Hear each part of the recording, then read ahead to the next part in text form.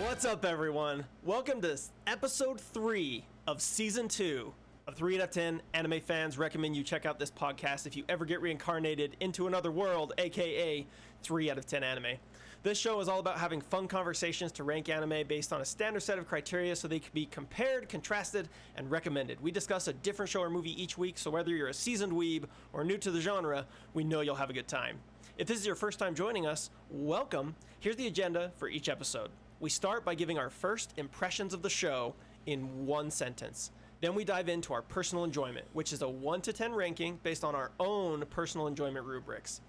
Then we have a little intermission for some fun facts before we jump into our technical assessment, which is a 1 to 10 ranking based on a collective rubric of 4 criteria. And then we finish off the episode by giving you comparisons and recommendations to other shows you should watch, as well as announce next week's episode. I'm Brett. I'm Skyler. And I'm Braden. We are your hosts from the United States. We each have varying opinions, tastes, and backgrounds, which should result in some interesting and relatable dialogue, no matter who you are. We're grateful you're joining us for our epic discussion about this week's show, Demon Slayer. The adventure anime available on Crunchyroll. We are covering everything that is current as of September 2022, Season 1, Mugen Train movie/arc, and then the second half of Season 2, Entertainment District. Spoiler warning, we're covering it all. We open the whole kimono and leave nothing out. Also, there is mature content in this show if you do not know or decide to watch it. So without further ado, how would you guys describe your first impressions of Demon Slayer in one sentence? Skyler, I bet you start us off this time. Oh, man. You're fresh. You're the freshest one out of a lot of us for watching this. Yeah, so what do you got? That's true. A very kind-hearted soul thrown into a very gory, graphic world that I am glad I am not a part of. There you go. Yeah. I'll follow up. I want to go next. Take it. Demon Slayer is an industry-defining, revolutionary show that I wish I could give a 10 to. That's my one spice sentence. There, yeah. Braden, what do you got? Oh, I have seen this anime so many times, and I keep finding stuff to love about it. So, let's talk. Okay. All right, Braden, start us out. What, on a scale of 1 to 10, do you give Demon Slayer? Demon Slayer is a 10 for me. A 10 out of 10. One of my very, very, very few. Shee. Demon Slayer, or my 10s are ones that are immaculate in storytelling, in character design, in art, and that absolutely amazes me on many levels, even to obscure or to overcome or obscure some issues that I could even still have with the show. Further, that is actually my 9 tier, because the thing that makes a 10 tier show for me are ones that actually change and impact my life tangibly. And this one has. Okay. I'll go next. We're going in reverse order.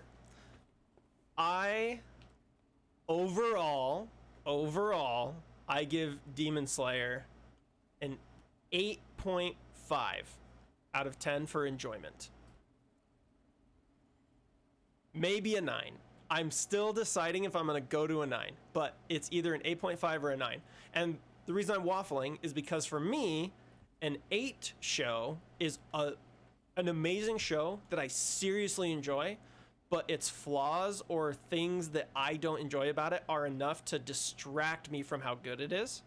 And a 9 is a show that I love, that it has the things I don't like are so small that they're like grains of rice on a scale, barely enough to keep it from a 10 for me. So that's why I'm waffling, and I'll talk about it more in the discussion, but that's what an 8.5 is to me, is something between those two. Skyler. So I gave Demon Slayer an 8. And for me, an 8 is simply one that I enjoyed but had problems. I might watch it again with others, but I won't watch it again by myself. Gotcha. Okay. Let's dive in. Why did we give Demon Slayer above an 8 for all three of us? And Brayden, why did you give it a 10? Yeah, it's a small note. So the life impacting thing we can just kind of glance into. Demon Slayer has inspired me to work and focus on more strongly implement in my work, in my ability to sleep, meditate, and exercise breathing techniques. Whenever I think about how, like what I'm doing or how I'm feeling at a time, I always consider my breathing, and it's because of Demon Slayer and how they were able to break gourds with their freaking breath breathing, but I don't know if I'm quite there yet. Working on it. That's awesome. Are you doing the Wim Hof method? I am doing my own method. I don't have anything tangible. It's just myself and my own focuses. Gotcha. Yeah. Have you ever tried the Wim Hof method? I don't know what that is, Brett. What is the Wim Hof method? What? You don't know about? Okay. Let's put a pin in this, but Brayden, Brayden, educate both of us on that one. Okay. Look, when it comes to breathing technique, like there's a lot of breathing tech. So okay, quick tangent. Quick tangent. This is related to the show, I swear. It is. So I'm a brass player. I play the trumpet. So like I have spent years of my life studying breath control, breath technique, breath elongation, like the anatomy of the lungs and like how they oxygenate from like, is it top down? Is it bottom down? Is it from the middle? Like, anyway, so long story short, lots of research on breath stuff. The Wim Hof breathing technique is like one of the like most prominent breathing techniques on the planet and has gotten so much attention. Like he's done crazy things with it. So we'll talk later about the Wim Hof method for breathing technique. But anyway. So wait, do the characters in the show do anything to this Wim Hof you're talking about? So actually, no. The Wim Hof method is largely based on slowing. Like the concept is the same. Use your breath to slow your heart rate by oxygenating your blood, right? And so where in Demon Slayer, it's very much a through the teeth breath, which is actually a different technique altogether. The Wim Hof method is primarily through the nose, and then it's about building up in your lungs and then holding it. So like for me, the first time I ever did the Wim Hof method I was able to hold my breath for 2 minutes and 30 seconds. Cool. Dang, that's impressive. Laying on my back, and it's cool stuff. Cool. It's cool stuff. Cool. Anyway, okay, sorry for that crazy tangent. No, it ties in like because not only did that make it made an impact in my life from this show because of how like core that is to their ability to get stronger, is their intentionality, breathing, how long they're retaining it. That makes their blade sharper. That makes their muscles stronger. That makes them ability to endure longer. Very tangibly, as they better their breathing, they're stronger demon slayers. And that's inspirational because that seems something that I can tangibilize. Just like when I first saw One Punch Man and I wanted to do the 100 push-ups, 100 sit-ups, 100 squats, and the 10K or 10 kilometer run every day. Whatever. Yeah. It's that kind of tangibleness. I loved that was their core power growth. One thing I will add on to that is that I also appreciated the breathing because it wasn't a screaming fight type thing. Because in like Dragon Ball and in a bunch of other shows, it's, oh, I'm losing, I must scream louder, I must scream harder, I must scream louder, and that's what allows me to win. You know, all jokes aside, Demon Slayer breathing is their version of screaming. Which is like, oh, I didn't do this right. I wasn't breathing, right. I wasn't breathing hard enough. Yeah, I gotta get deeper into my core. You must go deeper and pull out the power within. Like, yes, breathing, absolutely the power within, 100%. So Brayden, I just quick Google. I was like, Demon Slayer breathing, real life, and the first thing that comes up is Wim Hof and the breathing technique of like the Navy SEALs. So cool. We'll link this article in the comment section of this video, so everyone check this out on YouTube. Awesome. So yeah, we'll send this. It's good stuff. Cool. Okay. What else? So Brayden, it changed your life in how you live. That's why you give it a 10. Can I use a second to circle back on why I said I wish I could give it a 10? Yeah, absolutely. Because here's the thing. So season 1 of Demon Slayer, I actually gave season 1 like a 7.5. And then Mugen Train, I bumped it up to an 8. And then Entertainment District arc, I bumped it up to an 8.5. So it's very possible that in season 3, I bump it up to a 9. My enjoyment of the show is directly correlated to the amount of screen time Zenitsu has. Uh-huh. Wait, hold up. Does he... Oh, wait. So you're saying the less Zenitsu is on screen, the better your rating is. Exactly. Or like, if he's unconscious. But even that pissed me off because he's Right? only useful when he's not awake. Okay, like, I have to rant on it a little bit. Oh, this is the this is the next half hour of this podcast, honestly. Let's go. I'm digging in for this. This is the only, like, there's 2 things about Demon Slayer major things that I wasn't a fan of. Number 1, so just so everyone knows, my gore tolerance is a little bit low. So like eyeballs ripping out and people like faces melting, I'm not really into that kind of stuff. And there's a couple of those pieces in Demon Slayer where I'm like, I'm not a fan, right? Like I don't like Attack on Titan. For that reason. It's just squeamish. It's just not my taste. But so like there's a couple tiny moments in Demon Slayer where it kind of pushes my gore threshold a little bit.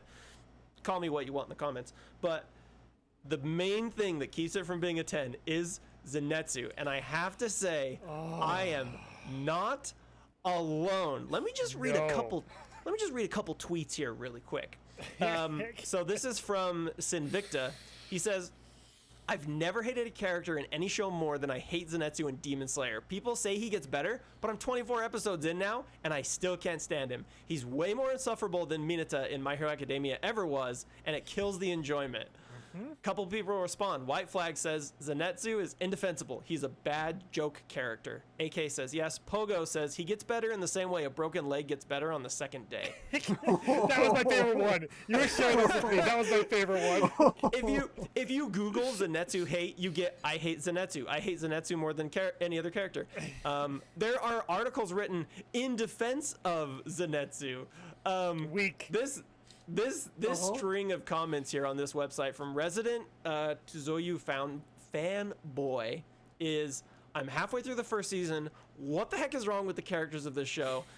Creators of this show, they have an astonishingly excellent and enthralling story with engaging leads, exciting villains, dramatic, heartfelt, and then they throw it away, crapping all over it by throwing in a random ADHD screaming anime 12-year-old hyper BS character in who's a coward on top of it. I'm so sick of this guy. The post goes on. I'm going to stop talking because I'll rant all day. I want to give you guys a turn. I hated Zenitsu so much, it ruined how I felt about the show enough to bring it down from like a 9 or a 10 to an 8 to a 7.5 for season 1. Mugen Train, he was asleep the whole time, so I gave it an 8. Entertainment District arc, he had very little screen time in the Entertainment District arc, and he was not nearly as annoying. I think the creators of the show realized people hated it, and they're starting to correct it. But season 1, man, he brought it down 2 whole points for me. Okay, I'm done ranting. You guys take over. Honestly, same. I hate Zenitsu. I even hate Zenitsu almost as much as I hate the entirety of that time I got reincarnated as a slime. Like he's the worst. He's the worst character in the best setting. How? How is this the thing? His voice actor is annoying at all times. I don't want to hear him speak. Actually, I would say that that's really, really good for the voice actor. Yeah. Because that's exactly mission accomplished in that sense. But in in terms of what it's trying to accomplish as a character. They could be trying to get me to hate him. But the number of Zenitsu defenders out there makes me think that's not the case. And there's no value, there's no reward or other character. The other characters just do dip on him a lot. They're always looking down on him because he's the worst. And still he clings to their pant legs and makes them drag him along because he can't walk in case his little bird bones break in half because he walked 100 miles and couldn't walk 500 more. Come on, man. Oh, he's lazy. He's perverted. He's whiny. He's a coward. He's weak. I mean, that changes when he goes into sleep form, sure, but that's not Zenitsu. That's a completely different it's like a different personality altogether. And I really like that guy. Yeah. He's awesome. The sleeping Zenitsu, like, He's okay. He's really cool. He's a really cool theme, and he has really cool animation. But he's just So- that's it. That's him. one gag that I wish they did, and just for clarification, I've read the manga. And the manga's Have you done. read all so, the manga? Yes. Oh, 'Cause yeah. it's done. So I've seen everything. And one gag that I wish they did with Zenitsu is it's like, oh, hey, this situation's getting serious. And then just knock him out. So that he becomes like the... Oh, But that man. doesn't happen. That's not a thing that happens. I hope they do make that a thing, because I will love our main characters even more for realizing he's the worst thing imaginable. So that's a gag that I wish that they did, but they didn't do. And even just in terms of like being a comedic relief, he doesn't do that. He does not fulfill that role at all. And the case in point that I would actually bring up is Inosuke. Because Inosuke! is a comic relief character. Well, he'll just like his whole thing is like anything you can do, I can do better. Oh, Yep. And yet, because My he's so heart. out of touch with everything, like whenever he has his like fluffy moments where there's like those sprites floating around, and he's just like, I Yeah. know, because like the Oh. grandma's like giving him like some love and care, and he's like, I love and care. What is this feeling in my heart? I hate it. Yep. But I love it. And then he gets it around Tanjiro twice Yes, in the he next does. 2 episodes. Yeah. well, and then he gets Yeah. mad at him. It's like, stop doing this to me. Oh no, more on Inosuke. Man, the moment where he goes, he can't chop through with his one blade, so he takes his other blade and he hits his other blade with this person. Yeah. And he cuts through it. I'm like, yes, and Inosuke, yeah, man, that's what's up. Oh, and Yes. Inosuke is easily my favorite character of this anime. Not because he's a yeah. great character, because he's awesome. I love him. Oh, yeah. But that's my Oh, whole yeah. point, where it's like he's the kind of character where you're just cheering because it's like, okay, what left field solution is he just gonna pull out of that boar head of his to get this thing done? That beautiful, beautiful boar head it is with the eyes sticking sideways when he's looking at you. It's so good. And then he's pretty underneath the sneaking mask. Like, come on! Oh, yeah. That's amazing! Oh, yeah. Jeez. Oh. And then it gets brought up because I thought, like, oh, he's just gonna be like a feminine super muscle man. Awesome. But no, in the entertainment arc, that like he's the most coveted sticking lady Yeah. boy that they sold off to the district. Oh. Yeah. Okay. See, if Zenitsu wasn't in the show, I would have given season 1 like an 8.5, Mugen Train like a 9, and then Entertainment District like a 9.5. Like it's like really, Yeah. he impacted my enjoyment that significantly. Yeah, and I've had conversations with so many people about Zenitsu because, again, the Defenders exist in real life, not just the internet either. One of the members of our anime I club, know! his favorite character is Zenitsu, and we've tried asking him why, and he's like, he's No offense to you out there. No, Sony, we love you so We much. love you but so like, much. But the reason is, to be just- fair, he said that he relates to him, and so like that's a good reason.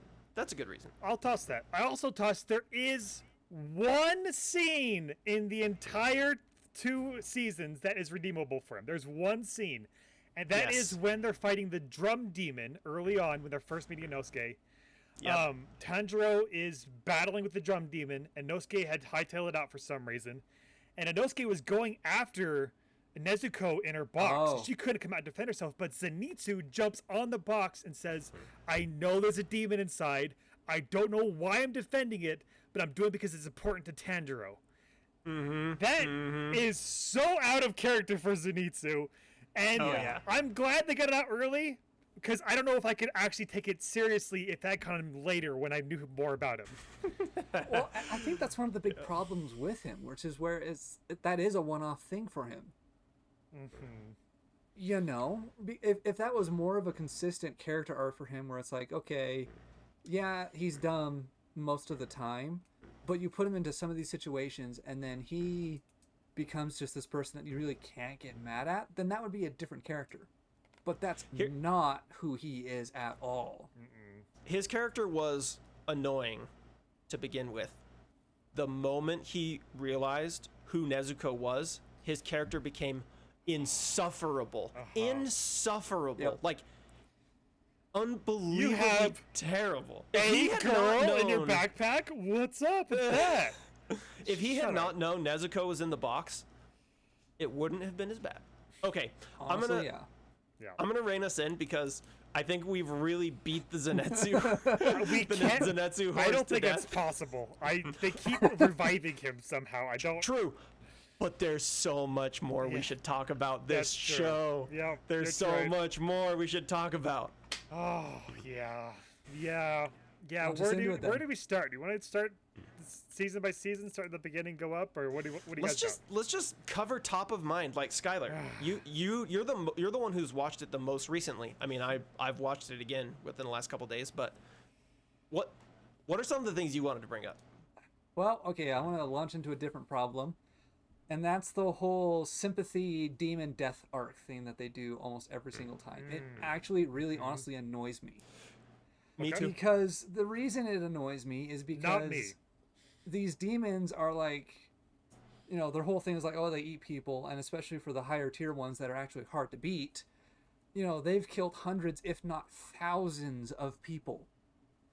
And so in their whole dying arc where it's like, oh, but I had a sad backstory, so you should feel bad for me. It's like, really? Really? That did bother me too. You know what's interesting? As I'm rewatching it again, because Skyler, I remember having that horrible taste in my mouth of like, and it gets progressively worse as the show goes on. But in the beginning, so up to episode... You don't get a sad backstory until the first member of the 12 demons in the forest with the spider arc. That's when you get the first sad backstory. Like, there's hints of it for the guy with the drums. He was like, oh, I was an abused writer. But they weren't really trying to make you feel too bad for the demon. And even Tanjiro, like, the thing is, Tanjiro's emotional response to the demon was, your blood demon art was awesome. Like, I have no sympathy for you. I can't forgive you. Like, I took you out hardcore, but your thing was cool. You're a good The player. The spider arc is where Tanjiro started to really feel bad for some of these, and to me, it went way too far with some of them, and that did annoy me as well. Yeah. I am not going to say you guys are in the wrong at the slightest, because I'm on the razor's edge of liking that trait of his. I like how they present and talk about this redemption feeling the demons have at their end, because it weaves in how their fight went to the point of this like redemption or repentance idea. And then he executes them. Like the whole thing, including the fight and the story and the torment, kind of came to this pivot, which it was cool to me. It's interesting for me to see it. I don't think it makes sense, which is why I'm not going to defend it any more than that. I just liked that culmination. It did a lot for me. In fact, one of my favorite scenes was before he killed the spider demon kid, or whatever the final one was. He was fighting the spider demon on the stump, which I think was Mother Spider Demon, as it was, correct. She was known as. And he changes from water breathing technique 1 to water breathing technique 5. Yes. Because that was actually a sick moment. That was a scene beautiful. that I liked, because Yes. that one, yes, but I got emotional. But that was a different situation. Yes. Sure. It's the same thread. I just want to make sure to bring it up here because it's kind of in the same realm. And also that's one of my all-time favorite scenes in the entire series. Yeah. And I guess to me, the 2 points that I'll bring up is, one is actually how it should have ended for Spider-Man.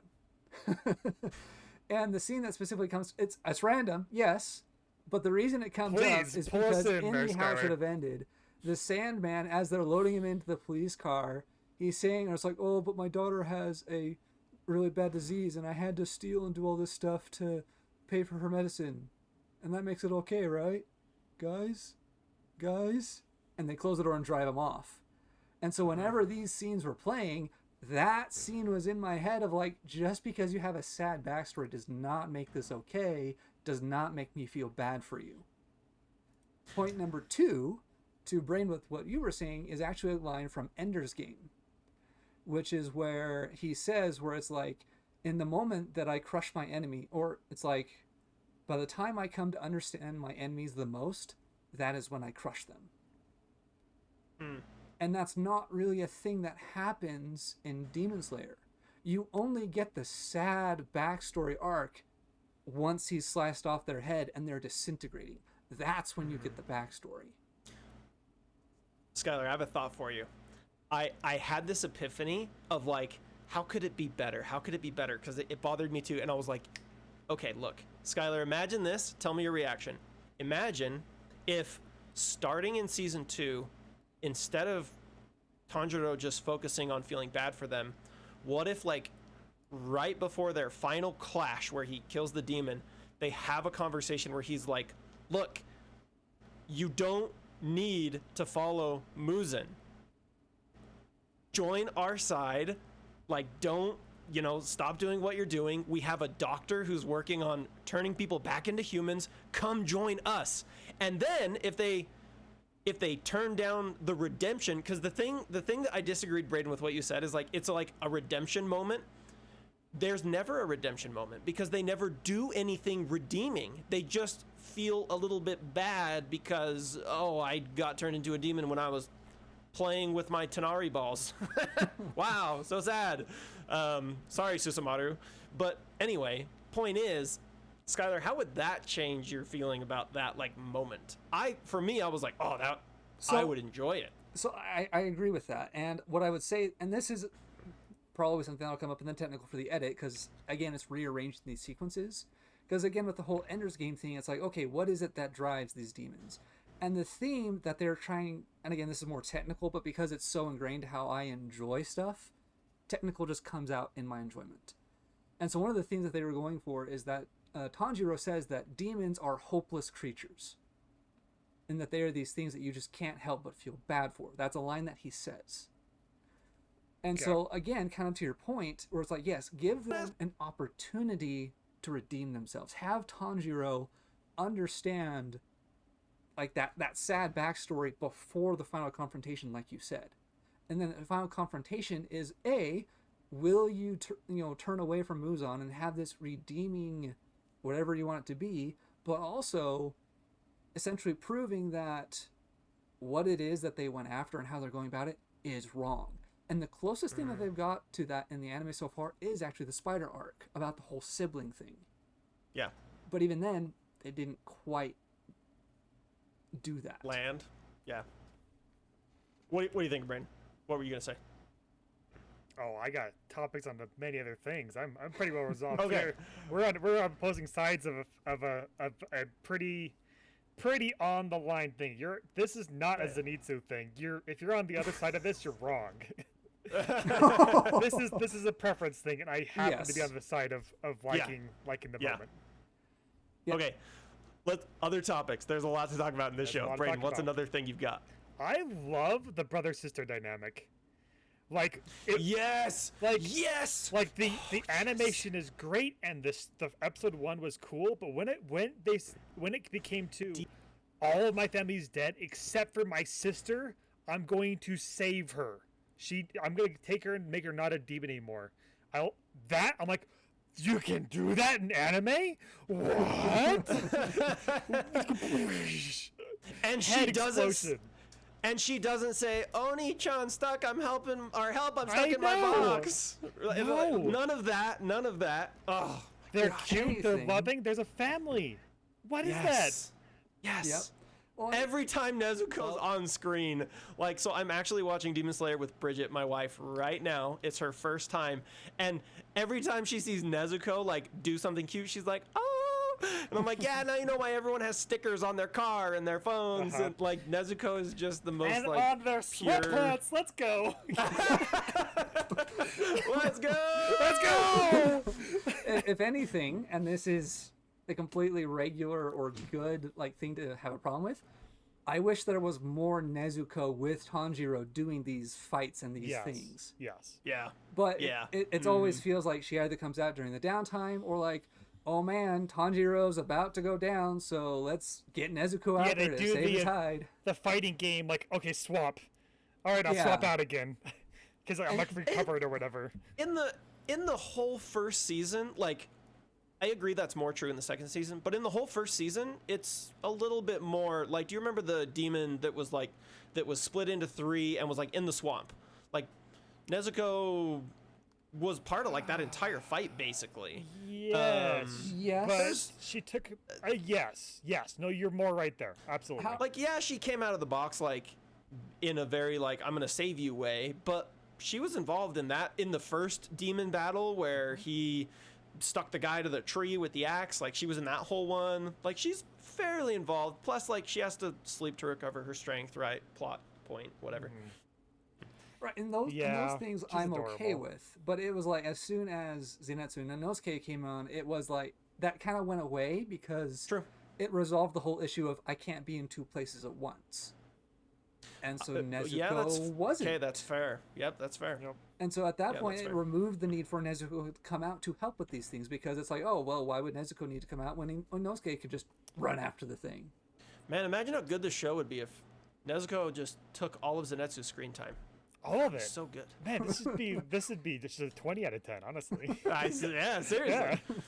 Okay. Oh man. Can I touch on a point? Not yet. I gotta talk about Nezuko some more. Okay. Okay, do it. What Talk do about you guys? Nezuko. What do you guys think about her secondary power? Not her blood demon art. Her ability to change her age. Size. Isn't but it her yeah. size? Is it size or is it specifically age? Because It's I know age. Tanjiro goes back and forth.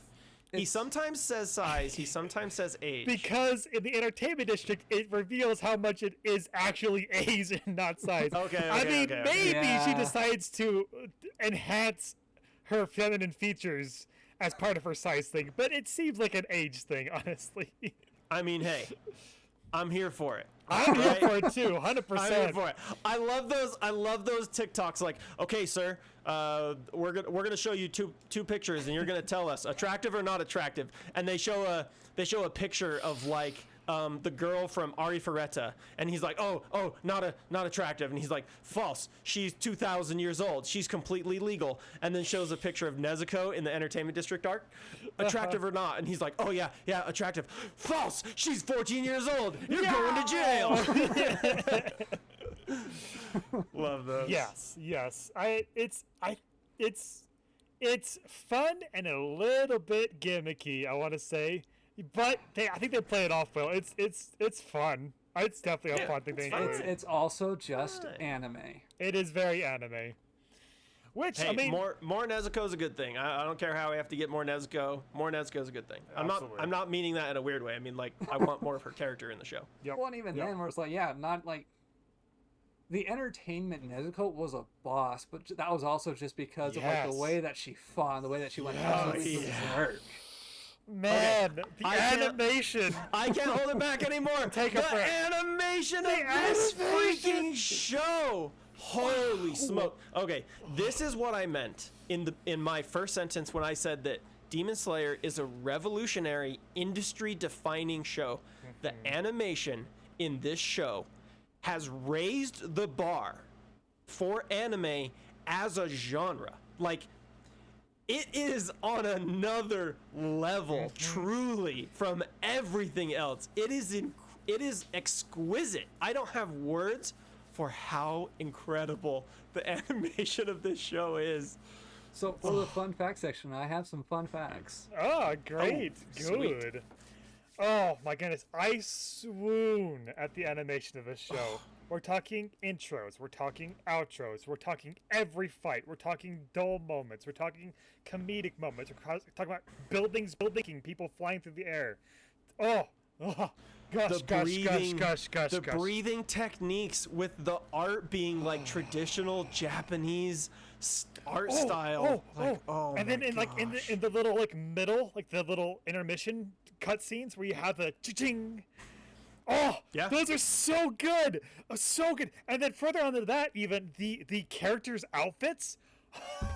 Yeah, what are those color palettes? The outfits. What are those color palettes? Those are amazing. So, I'll have more to talk about this in the technical side because they did some really interesting things that I was watching. Good. But it comes up here because of how significant it is to my personal enjoyment. It was really, really good. So wow, Absolutely. So for combat animation, one of the hallmarks that I actually hold it against is actually My Hero Academia in the Midoriya versus Todoroki fight in the tournament. Because some of the animation in there is actually really, really incredible, and Demon Slayer is better than that in the fight scenes. Oh yeah. I'm currently watching Fire Force, and there's a lot of battle scenes that don't hit, but every scene with our main character Fire Kicker Boy is immaculately animated, and I've been thinking about those connections as well. Oh yeah. Have you gotten to season 2 yet? No, I'm halfway through season 1. Season 1, like, I'm just gonna say this: the production value in season 2 for Fire Force drops significantly. So don't have. But yeah, season 1 of Fire Force, like those fight scenes, those are good. And Demon Slayer hits it better and more consistent, and every time it comes out, it's amazing. Okay, I have so much I want to say on this in the technical section. I'm just gonna like say a couple other things in enjoyment. The music was phenomenal. The music was so good. The sound design for every scene was so good. Like, oh my god, it is a marvel of sight and sound the entire way through. And the craziest thing, this is what I think puts Demon Slayer on another level from everything else. It is every second of every episode the entire time. Yep. There's like, I can't think of any moments that I was like, oh, that was a little funky or that was a little whatever. Like, it is phenomenal. Sure. Even when they were using a mix of 3D and 2D, specifically the fight scene of Tanjiro in the drum spinning room where the room was 3D, he was moving within it. He never felt necessarily disconnected from the environment, which is insane when you mix animation styles. Like, I was gonna toss in for that mix of notable mix scenes, the first one where he's fighting. Oh no, I don't remember his name. What's the water Hashira? What's the water Hashira's name? Gyu. Yeah. When he's fighting Gyu to defend his sister with just an axe, they're doing a lot of movement through 3D animation trees that looks just like it should be. They show up to that. He throws that axe. The guy barely misses him because he takes a Tanjiro. Oh my goodness. So good. So you broke the ice on that one, Braden. But yeah, so none of the jank that I saw had to do with the mix of 3D and 2D. Those were always really, really well integrated. The times that it was a little jank I think it was mostly just 2D, but it was just the way that some of the movement was. And I'll bring one of them up in the technical, but bring up it was mostly like 90% on point. Amazing, just amazing. I'm gonna say the rest of my stuff for the technical. Before we get too further, I don't say the sword arts beautifully demonstrated. You don't see cuts of water like that anywhere. No. I actually remember the first time I was watching Demon Slayer. I was kind of against watching it in the beginning, because everyone told me it's a little graphic, and I was like, yeah. But the first time Tanjiro uses a water breathing technique, I was looking at my monitor, my jaw dropped. I was like, oh, I need more of this. And then when Rengoku came in the Mugen Train arc and hit the fire technique, I was so in love. I was like, this is insane. Yeah, this is literally insane. It just kept it rolling for 2 whole seasons, man. Let's go. So good. And the first, okay, I'll bring this up in tech. Anyway, okay. You know what was kind of a letdown for me in Mugen Train? The What's that? primary, and I'm not saying Akaza at the end. Yes. I'm saying the primary antagonist of Mugen Train to me was just a little like meh. Like for some reason, I just didn't connect with the guy's a big train, and his character was kind of underwhelming for me in a show where the characters are so insanely strong. Shy of one, he just didn't stand out to me. Like, so the main force of the antagonist wasn't great. I think what made Mugen Train so great was the performance of Tanjiro and the rest of the cast against a subpar antagonist, like when Tanjiro was constantly killing himself to get out of the dream. Yes, Yeah. yes. So intense. I was screaming at the screen. That moment when he's holding the blade, but that's not his dream body he needs to kill. That's his own neck. And I'm like, no. Yeah. Yeah. Like, anime protagonists have plot armor, and I forgot about it. There. I was so scared for him. I was terrified. Yeah. Oh yeah, no, I get it with the train demon. I think they had an interesting setup where they had like the people they tricked to give good dreams, or the children to like go do the dirty work for him and like try and kill them in their dreams. That whole like almost like Inception level, like Yeah. inserting in themselves, kind of a like tag thing. Well, you had that dream within a dream with like, oh, I have to go to their subconsciousness within their consciousness. Yeah. So that setup was pretty cool, but there wasn't a lot of like, I mean, there was at moments that it just of a lot of other characters. Emma was definitely under. I did not expect at the end of Mugen Train Rengoku to. I know, Brad. I didn't expect that. I didn't expect it, and I wasn't ready for it either. Or the demon, like that. I know. Like one of the 12. The 12. The upper ranks. I think I'm just so excited. One of the 12 just show up, and none of them can take him. And then Rengoku's like, all right, but like I gotta take him. Yeah. And especially after like an hour and a half of dealing with Emu and the whole train situation, and that being a climax, they weren't done. Are you serious? Yeah. I was okay, and then Rengoku dies.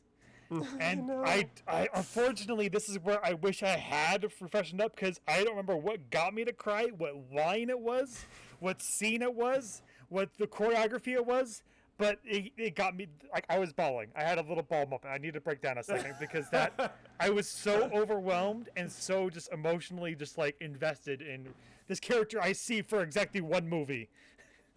I mean, he shows up at the Hashira party at the end of season 1. Whatever. I did not know any idea what this character was until Mugen Train. I know.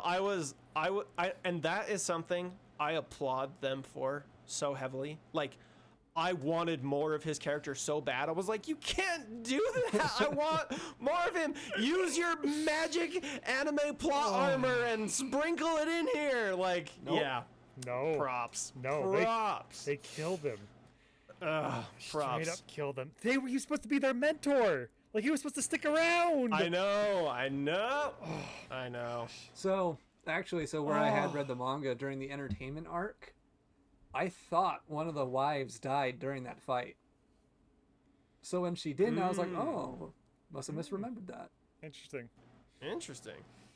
Speaking of the entertainment arc, I just gotta say, we like, the animation of the show is literally S tier. Yeah. It is bar none some of the best, like probably the best animation I know what you're about to say. Ever created. Please. The entertainment arc took it even further. I was blown away. There were 3 back-to-back episodes of an average of 15 minutes of action per episode. It was insane. It was crazy. And it evolved, right? It went from just the demon in her normal form to the belt, to fighting them both, to fighting the brother as well, to fighting them together with the wives being involved. Like, Yeah. That it was a colossal battle for the entertainment arc. Yep.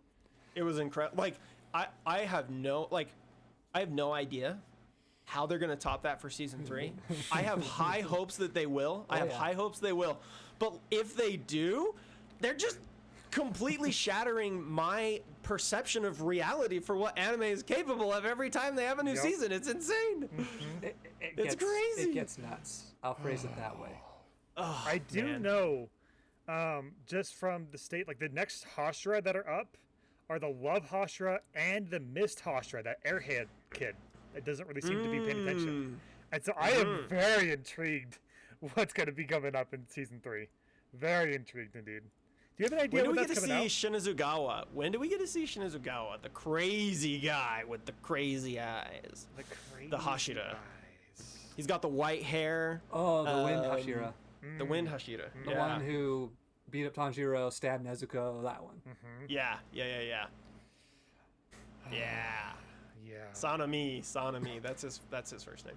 Actually, Anyway. so quick shout out to Haganazuka, the katana forger.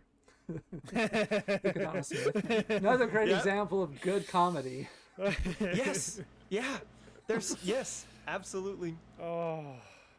One thing Bridget brought up is like the different demon art abilities, blood demon art abilities, is so cool to see. Like that's the thing. Demon Slayer took no shortcuts. I'm gonna talk about this in technical. They took no shortcuts. It was like, if they have this blood demon art and it's crazy, like we've got to make sure it delivers. We've got to have it be a 10 out of 10 delivery for this person or for this thing or for this thing. Like, man. Even precursoring to the blood demon arts, the demons themselves are scary. Like the way they interact with the world, the way their world building is set in is terrifying. That's lore. Like you could tell your children about these terrifying demon stories. The drum, like you hear a drum in the woods, you avoid any house you walk into, you know? That's because you will never know where you are. You'll never come out until you are eaten. that is what it's based off of. Like the Japanese like folklore and myths and yokai, Japanese horror and folklore is terrifying. Like they're scary stuff. Like obviously don't know enough about it because I've never heard any of these stories before, and I am in. So like Jujutsu Kaisen, like they're pulling directly from Japanese folklore and Japanese yokai. Demon Slayer. Demon Slayer. it's so Demon Slayer. It's so amazing, it's guys. so good. I just want more. But for Demon Slayer, I'm like, I want more, but I also am like, take as much time as you need. Yes. You could not release a season for 2 years, and I wouldn't care because I know when it comes out, it's going to be absolutely baller. I'm like, take as much time as you need, baby. Season 3, I can wait. I'll just you got the style, you locked it in. Keep that plowing forward. You're gonna change the world. Do it. Any other enjoyment stuff we want to touch on? Really quick, I have one last thing. The entertainment arc intro is a bop. It's my favorite intro of the series, and it's one of my favorite all-time favorites thinking intros for anime.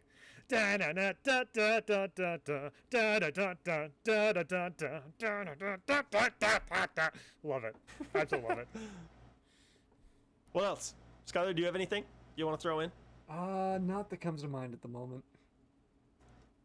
Okay, right. I'll just do a couple quick ones. I think Muzan is a great villain. Yes. A terrible entity. A great villain. I really liked Konoe. What's her last name? Sayuri? Sayuri. The butterfly. The flower Hashira. Butterfly. Flower Hashira's Kohai, basically. Oh yeah. Yeah. I really liked her and all of the characters that are in the world.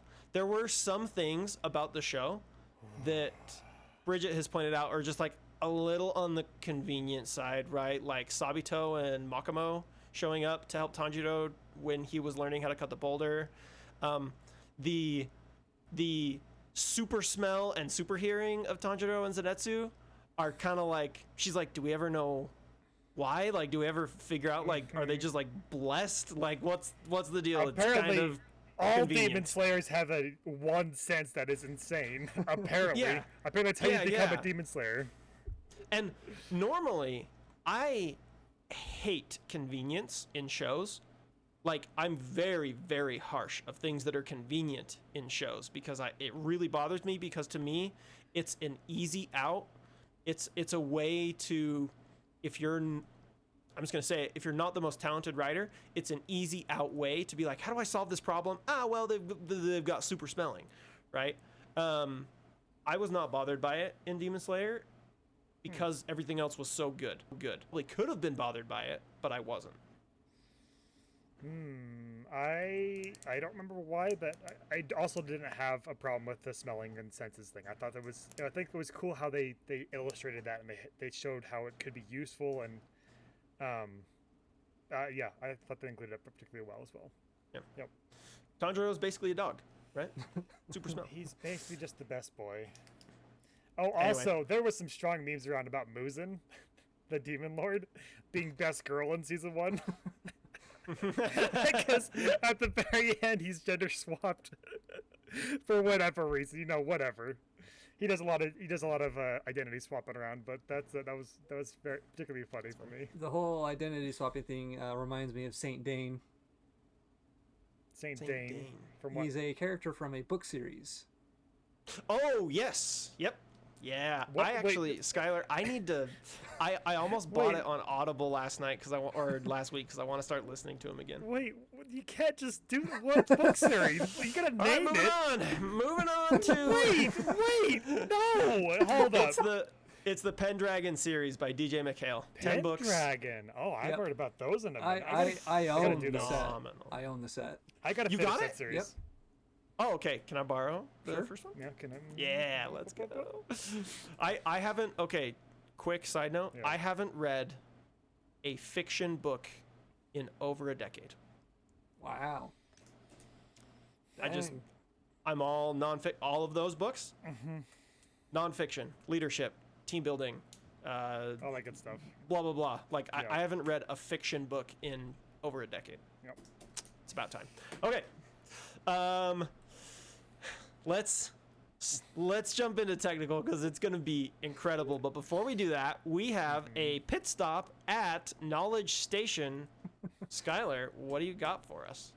Alrighty. So I guess to start it off, so the studio that did Demon Slayer is UFO Table.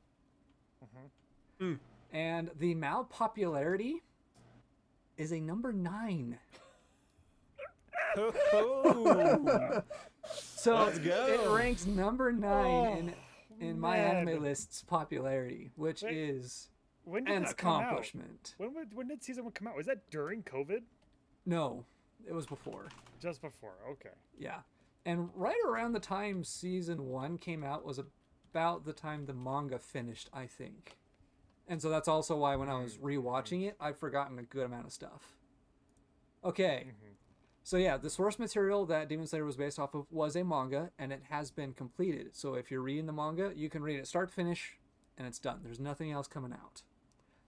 Now here is the first tidbit that I kind of alluded to that is pretty juicy. Okay. So the cost average of each episode of Demon Slayer was $80,000 to $90,000 per episode. Holy smokes. Now, that was for season 1. Oh, hold up. Season 1 has like 24 episodes, doesn't it? 26 episodes? Hold on. What are those numbers? What does that mean? That means like almost $200,000. Wait, what'd you say, Skyler? No, what was the number? $80,000 to $90,000 per episode was the 80 average. To $90,000. Yeah. So 26 on 80,000. That's over $2 million for season 1 in production.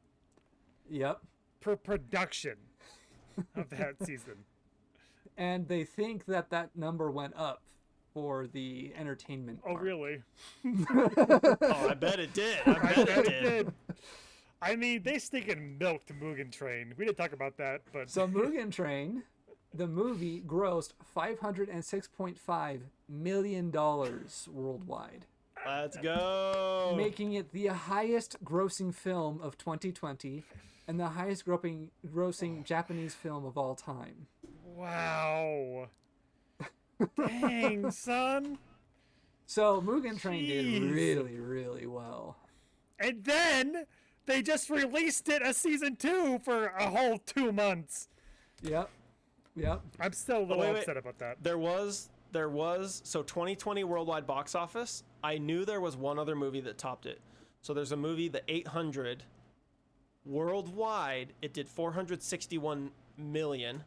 Demon Slayer did 453 million. So this must have been later. It got beat out by one movie. And granted, it's 2020 when basically no movies were coming out. However, that is a huge accomplishment. What was the movie? Huge accomplishment. It's The 800. Oh, the 800. Oh, the 800. Yeah, okay. The 800 is the name of the movie. that How? beat it. Every time I hear these top shows I've never heard of before, I'm like, how did you do that? How'd you get by me? There's just too much. Okay. Yeah. So Tanjiro's voice actor. So this is his first time being a main actor, and he is known for doing sad male characters. Wow. Do you have any examples? Something we might recognize? I'd have to pull out some examples, but the last fun fact that I have prepared, unless you have one. I want to tag onto that one really quick.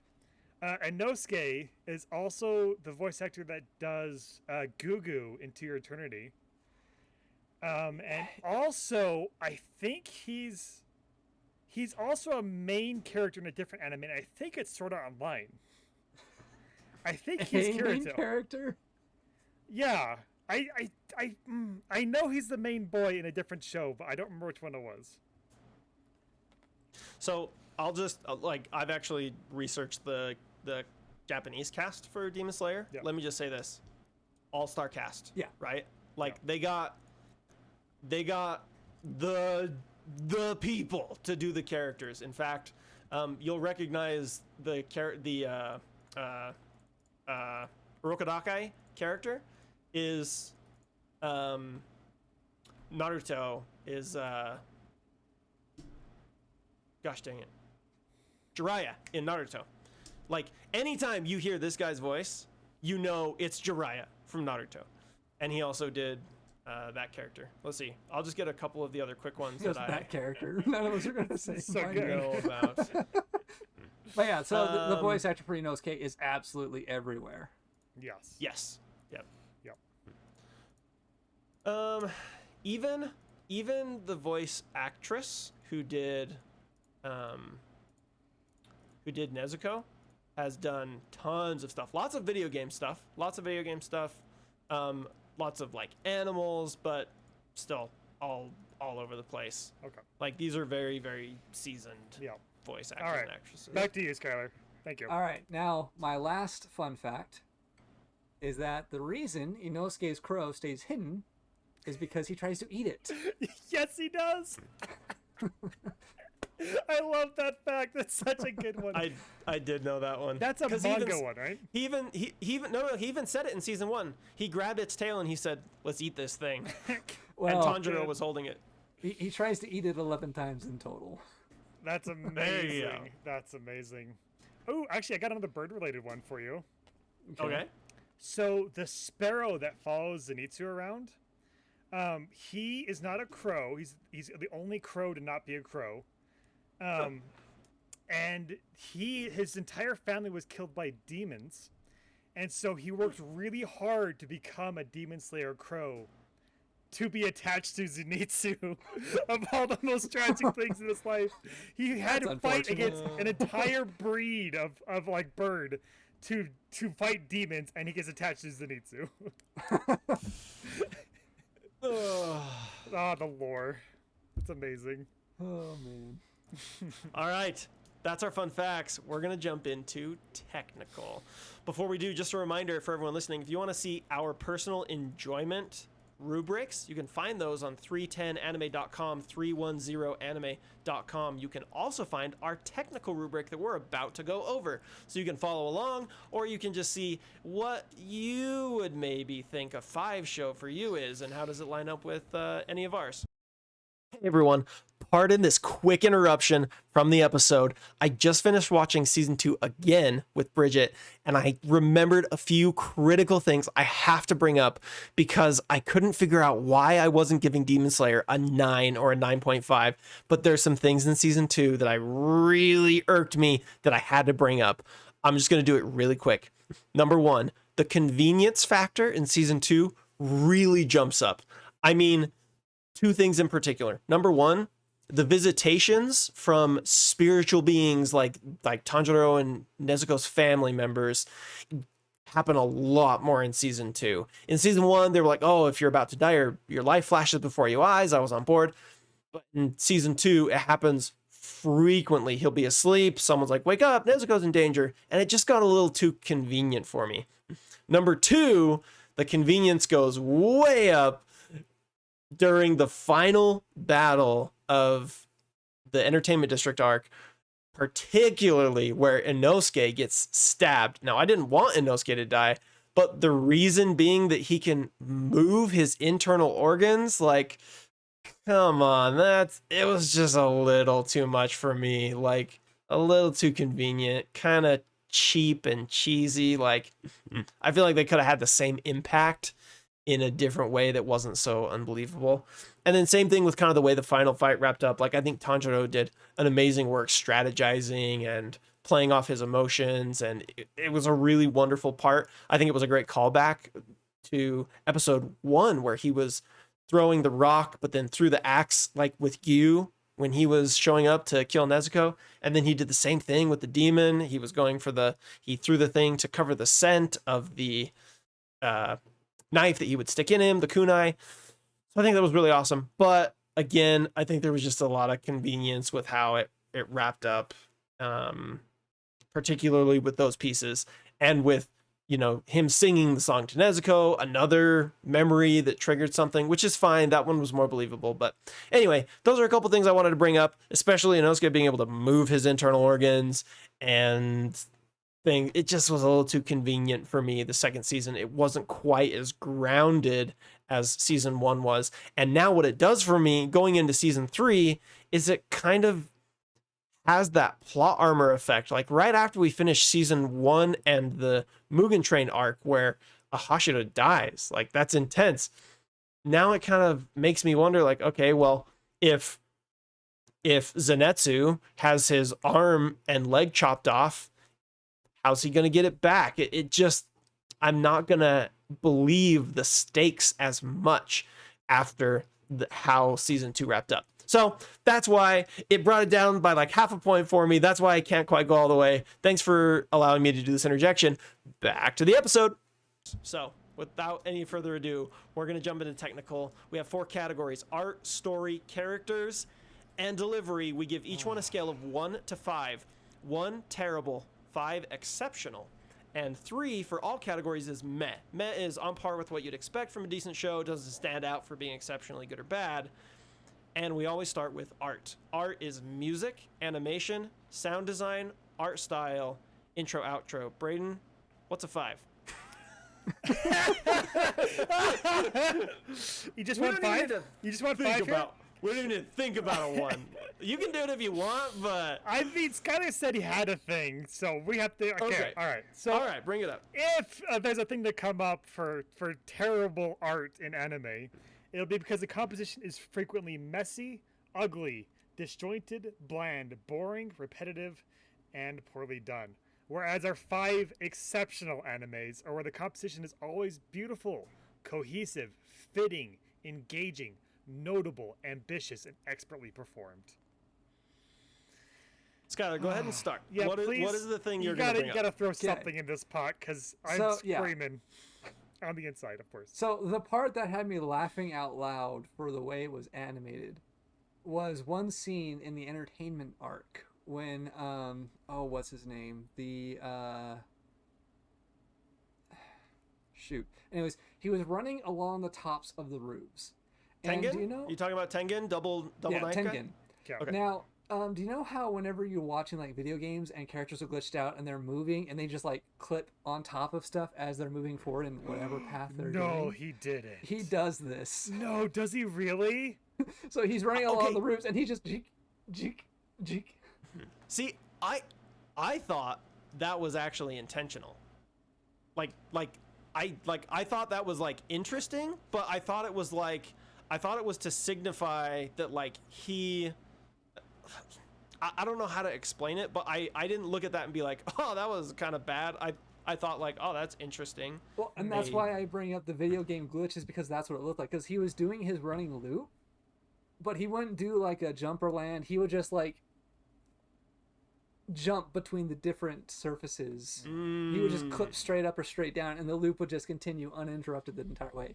And I saw that, and it lasted for like a solid like 5 to 10 seconds, where I was like, really? Gotcha. You guys did that? Okay. And there were a few scenes that weren't quite to that level, but was just like, okay, that was a little jank, but it's fine because everything else is beautiful. But that one scene in the entertainment arc just had me laughing out loud for how bad it was. So I want to propose a number because for those of us that are longtime watchers of 310 out of anime podcast, blah blah blah blah blah, know that there's the realm we're going to talk about this in, and it's going to be a 4.5 or up. I mean, 5 is possible, but we don't give anything a 5 in art. We never have. If this is it, this will be the first show we've ever given a 5 in art. If we do not give this show a 5, I am leaving the podcast. Well, I'm surprised. I mean, I'm down. I have been down for so many anime that have done incredible artistic things that we have not given 5s to. And I know this is an incredible anime. I've been in awe before. So if it's coming from you guys, then yeah, easy. It's a 5. It's okay. Here's the thing.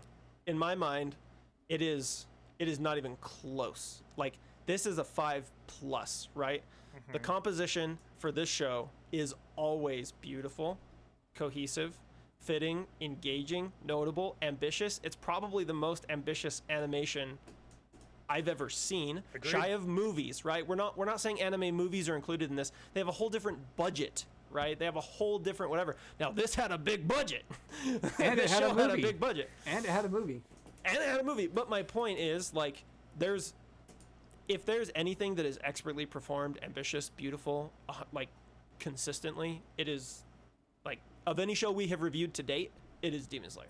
Demon Slayer, it has to be a 5. I would pay one of you to convince me it's not a 5. Oh, I mean, I'm not going to disagree. I just have weird standards for this show because we've given a 5s to multiple shows in every other category. But this has been our elusive one. So I was a pessimist. I've been trained by you fools on not expecting 5s out of anything regarding art. 100% this is a 5 for me.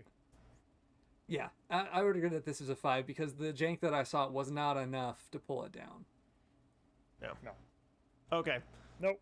Lock it in. I'm putting a 5. The first 5 for art Hallelujah. we have ever gotten, and much deserving. And I will pause and go back a little bit because I said I was saving a lot for the technical side of this thing.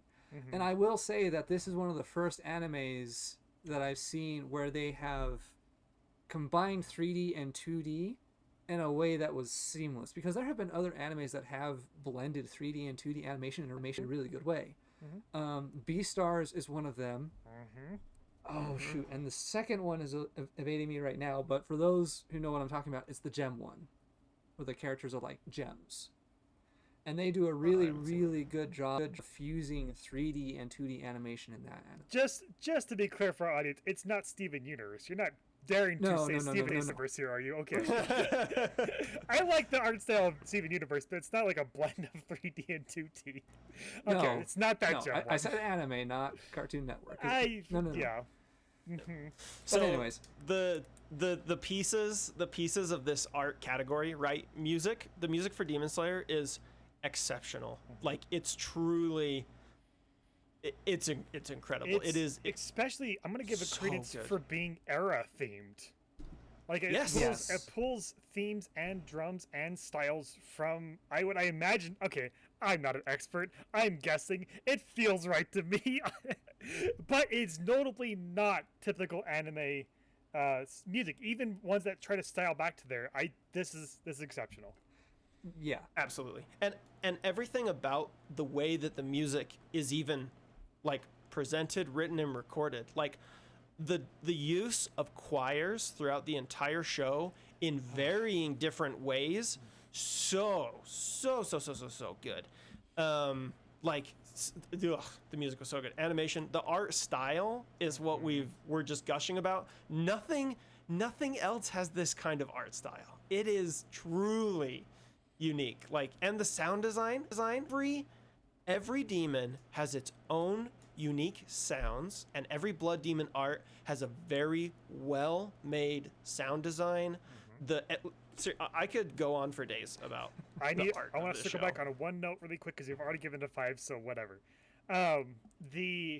So I've said it when we were discussing on giving a place for the universe of 5 in art, how like I think I pulled it down.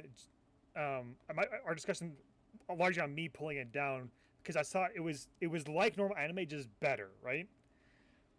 I want to bring that up here. Is like there's things that you can say like that's anime. I mean, that's what anime looks like. This is not Cowboy Bebop or as wild and wacky as Mob Psycho. This stands there, but it goes so much further. This is the example of exemplary anime style, and not without having to go to any or off-leaning art styles, which I love those.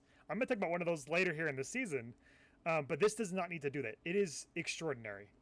I think a part of that is just actually how much combat there is in this anime.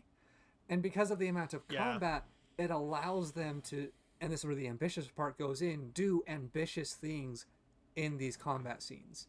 Because kind of like Brett said, when he does the water breathing, and whenever anything does water breathing or a blood art, they go all out on that animation. And that's what gives it and makes it stand above normal anime.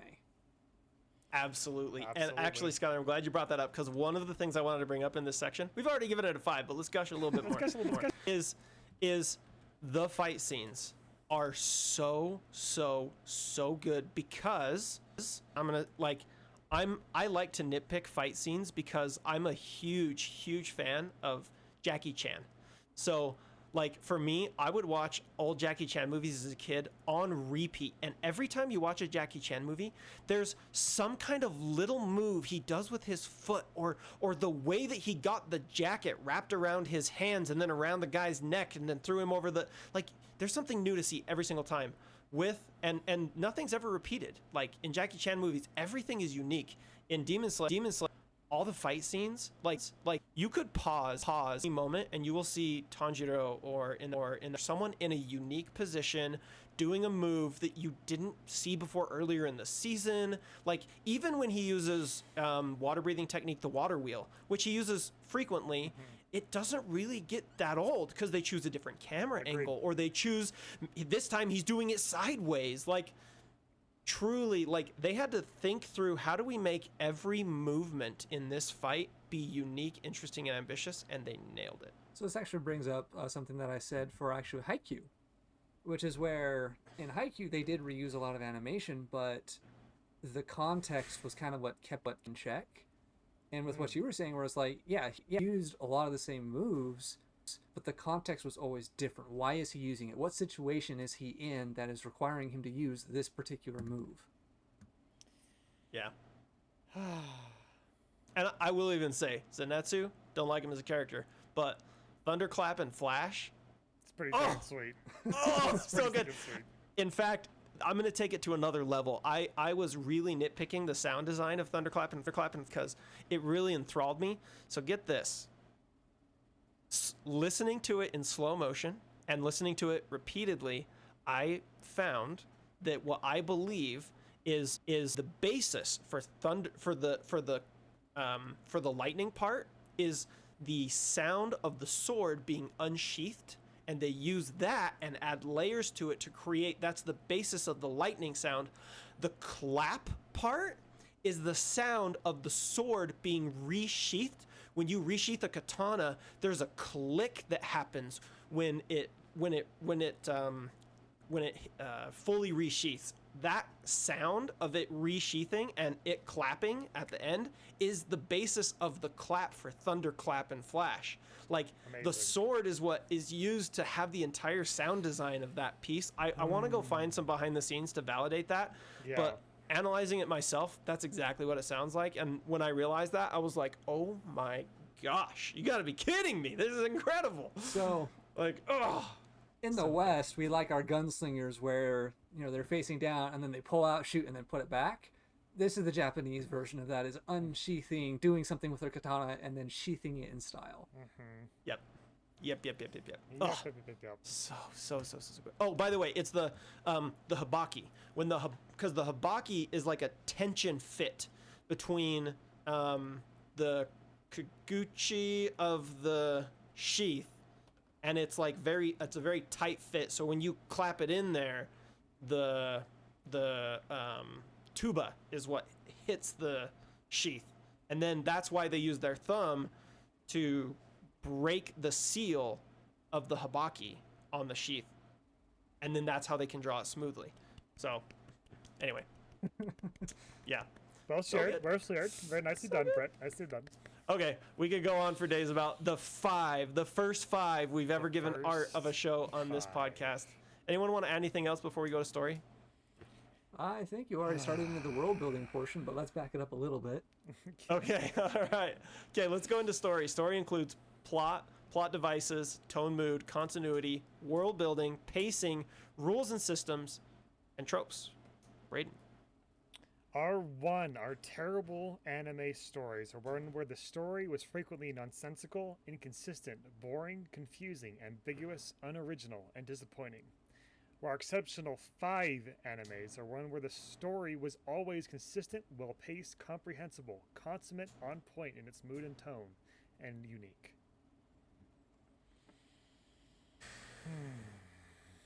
Well, Can I just throw out to gush about the pacing of this show? yeah, please do. The pacing was immaculate. That's all I'm going to say. You guys take it away. I've been talking too much. No, I want to toss into there. Like, this, they do some very satisfactory time skips multiple times in season 1. Like, to get our boys trained, to put them through trials, to get them recovered, are times that they do very thematic time skips. I want to say that I don't know how they do this with their arcs. It's probably because it's a 2-season, it's a double barrel season. It's a 26 episode season. But it almost feels like it's moving slow, but that's not unsatisfactory. It's dwelling in these side things of the drum demon, of this village that has the triplet demon. And it feels like it's moving this world enough, and it's organic and pulsing, while it has a lot of elements of what I would call a slow-paced show, with times of reset and training. Like, we kind of grip about that when we pick up My Hero Academia, but when they take a step back after being beat the crap out of them to go train in the Insect Hashira's dojo with all their crew, that feels like a good natural break that those characters need, and it also adds to their characters. And I will add on to the pacing factor. Yes. And saying that it's never the same training arc. Yes. Yes. Talk about those. What training arcs do we see here, Skyler? Well, so the way that I kind of see it, and also I'll try to keep it in check so that it's no manga spoilers. But you have the introductory training as to, like, okay, what even does it mean to, like, be a demon slayer? What does it mean to be able to use your katana in a way that you can split this boulder? For 2 years. Yeah, and it took them a long time, but they did that in a way that just flowed and it was fine. And even when they went after that, the training that they did was like, okay, yeah, so you've mastered the basics. Here's this new thing you need to work on. And that's what they do. And then once they do that, then it becomes like, oh yeah, now breathing is really starting to become important. So now you really have to master and get in on this thing. And they do that. but they don't, like you said, the pacing is really good because they don't spend too much time on it. Even in the entertainment arc, they didn't spend too much time establishing what was going on in the entertainment arc. By the time it started to feel old, they were moving out and they were going to fight the demon. Exactly. Could I bring up another thing we actually don't talk about in pacing, but I think for action anime, it's very important, and it's the storytelling done in between the moments of action in the fight scenes.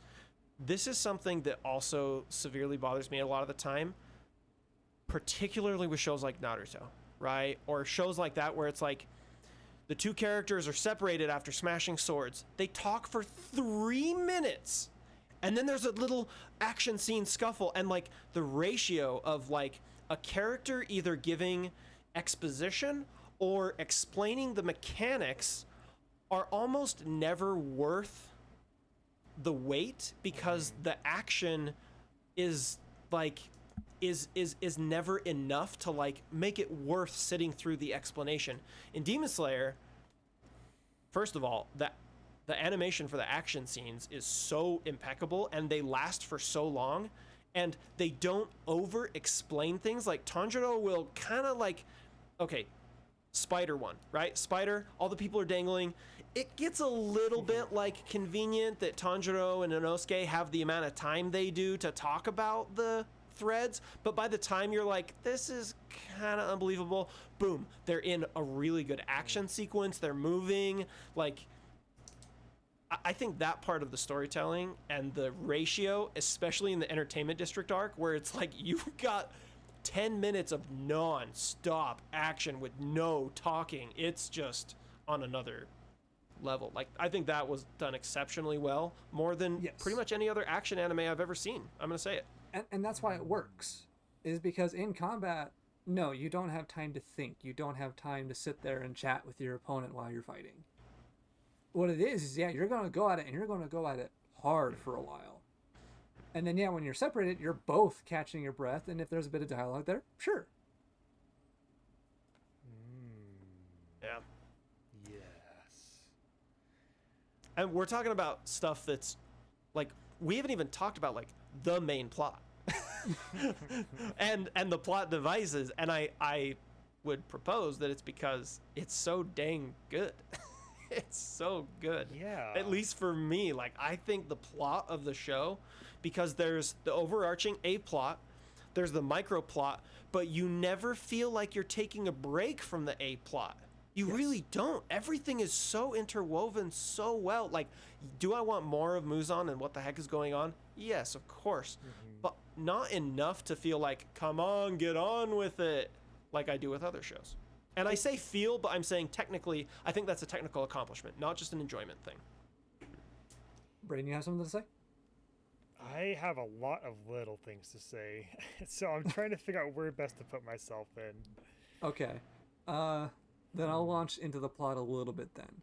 Please do. And the thing that I will say about the plot that they do a good job on is that there's actually 2 A plots going on that kind of merge into one, and that's why it works so well. The main A plot being cure his sister. And then that changes when he runs into Muzan and the doctor, because the doctor then reveals, like, oh, here's all the stuff behind it. And now it becomes, okay, in order to save Nezuko, I must defeat Muzan and collect blood from all these other demons as well. And so because of that shift, the A plot is consistent, and it's always known. We know what the end goal is from the very, very beginning, and so there is that driving force behind everything that the characters do, which is really, really good, because if you don't have that, that's what often drives a wedge and causes problems with the pacing and a whole host of other issues, is because you feel aimless. You don't have that goal. You don't know what they're working towards. And so where they had that this whole time, it was really good. Even with the side plots that you go off onto, they all serve the main plot in some way, and so it's never a true derailing. It's like, nope, that helps us to get to this objective. Yes, I want to.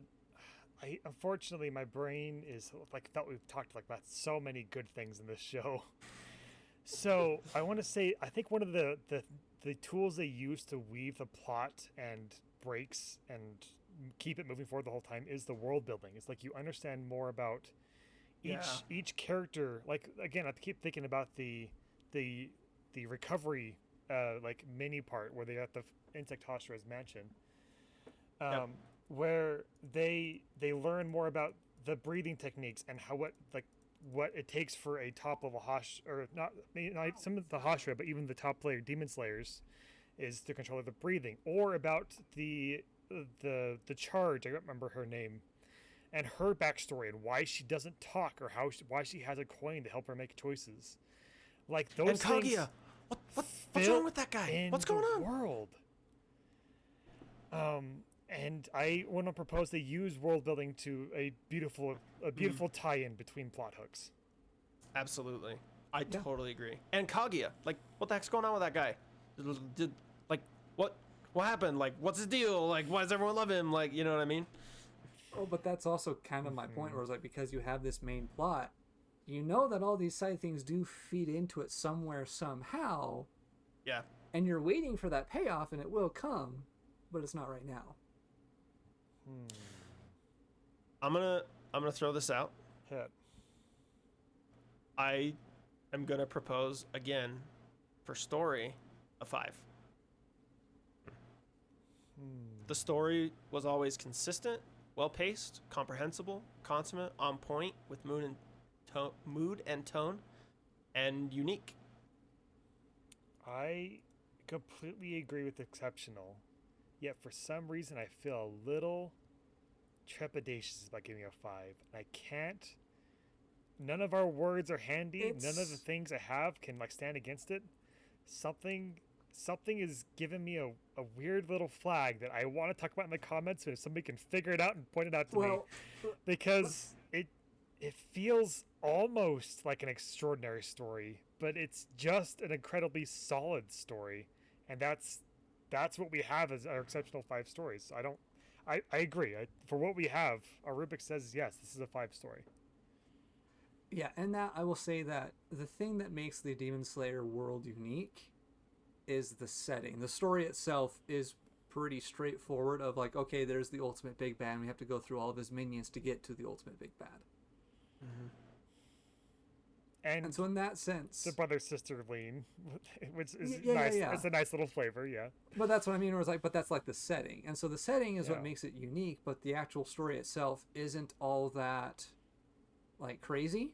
Yeah. But it's because they execute on that story so well that it's good. Yeah. It's not that they're necessarily doing anything crazy with the story itself. It's just that they're executing on it well. Yeah, because when like between smokes, I don't remember what we gave Steins Gate on story, but I'm thinking We gave it like, a 5. Yeah, so Steins Gate feels much more intricate and whole. I mean, it's resolved, it's finished. And then also I'm thinking about Full Metal Alchemist, like seeing the start to end, like that world is exciting and wild and new. Well, this one feels grounded more than wild. And maybe that's my hang up, but that's not enough to take it down in our ranking. So let me also say this: it's not done.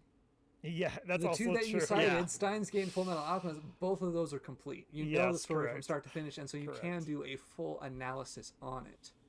Yeah. Demon Slayer, unless you've read the manga, is not done. And so, yeah, for the questions that you guys have, For the they're currently anime, unanswered. yeah, for the Yeah. anime, we have what I think I agree is a five story. Its pacing is amazing. It ties together immaculately between world building, plot devices, and just some good refreshing stuff. I like our boys, and I like the way they do it. I think, Braden, to your point, like, if I was just going to give the plot of Demon Slayer a score, I don't think I'd do a 5. But if I was going to combine plot with tone, mood, world building, pacing, rules, and like the more things that I look at, I'm like, it all just, to Skyler's point, it all adds up to be like it's an exceptionally told story. I think as everything adds up. Yeah.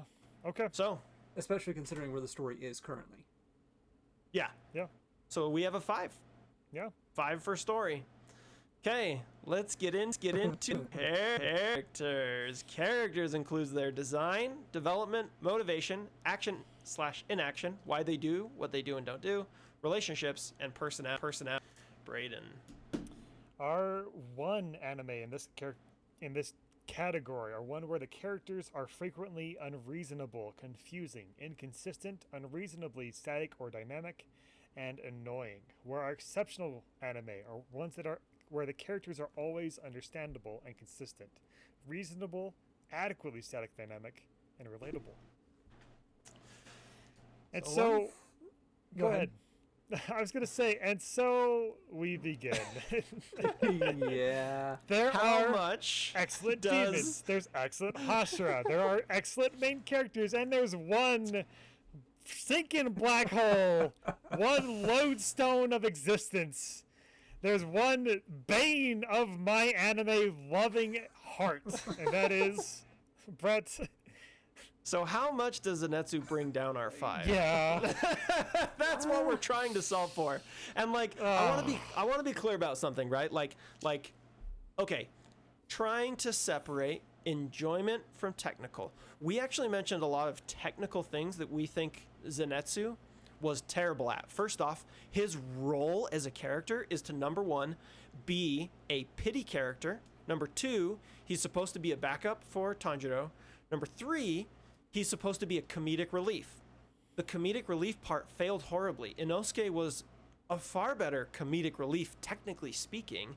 And I think the studio agrees with us, because Zenitsu is treated completely differently in Mugen Train and completely differently in the Entertainment District arc. He's a very different character in the Entertainment District than in season 1. Like, he's very similar, but he has so many more normal moments where he had almost in season 1. So the point I'm getting at, did Zenitsu? Absolutely. However, I think we can remove our hate, look at him objectively as a character and say that, especially for the first season, he is not a well-designed character because he breaks the tone and mood of the show, personality, such trash first half that maybe they were trying to give a break, but even during times when it's supposed to be very intense. I'm rambling. Point is, I think we can agree that he's not technically a great character, is getting better, but has detracted from the show. Great. He will get better. I don't want anyway. Yes. As of now, he's currently the worst. So Yeah. And I guess the other point that I kind of want to bring up, which is where this isn't about characters, really. Because it, kind of like we talked about in the story with the pacing, it focuses on the action. And we're only really given enough character stuff kind of in the middle to like, so that there is progression, but it's not the focus. Because when you say Demon Slayer, like, characters don't necessarily come to mind as something that it really, really stands out on. Wrong, sir. There are standout characters, I don't but that's know. like the ones that we would give a badge to, being Nezuko and Tanjiro. And every demon, and most of the Hashiras are better than most characters in their position. And I love Inosuke. I don't think he's quite an exceptional character, but he's definitely a stronger and more consistent character for his type of role than we find in other shows. I love his character type and he holds and performs it well here. Oh yeah, and again, I enjoy all the characters. I think I see where you're coming from, Skyler. And we actually had a similar conversation. Was it during our last episode? I think it was actually During Kaguya Love is War? Yeah, we were like, hey, look, if you're watching Kaguya-sama, the first thing that comes to mind isn't it's blah blah blah blah blah. And so I think I see where you're getting at with the Demon Slayer one. I did not have that experience. I would say that even though I see where you're coming from, I actually agree more with Brayden that I do think the characters of this show are pretty critical. Like Tanjiro's entire, and I know you said he's the standout, so let me go to like Muzan or Rengoku. Rengoku or is what I was Inosuke. gonna say. Yeah, like I do think they are actually pretty great characters, especially when compared to the action genre. Like, are all of them Sure. exceptional? No, I don't think so. So- but I do think but they're. what- a I want to cut talk. above. I want to talk What about Rengoku right character now. arc does he go through? I want to talk about Rengoku. Yeah, Please. Like that's what I'm saying. Like for Rengoku, what character arc does he go through? So his is a lot in the backstory which is given in the show. Rengoku was once just a demon slayer, or he was a caregiver to his brother. When his mom died, his dad kind of lost all faith in demon slaying, and took up drinking and was very abusive to him and his brother. Yep. And stepped down as a Hashira.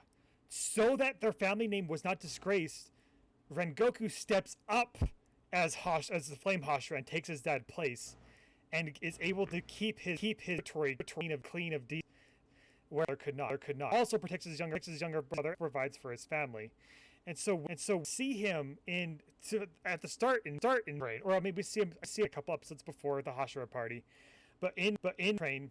He was going to see a character that is wanting to mentor kids, that is wanting to fulfill his duty as a Hashira, and then stands as a pillar of hope as he dies protecting them and trying to kill the one of the 12 Kazuki.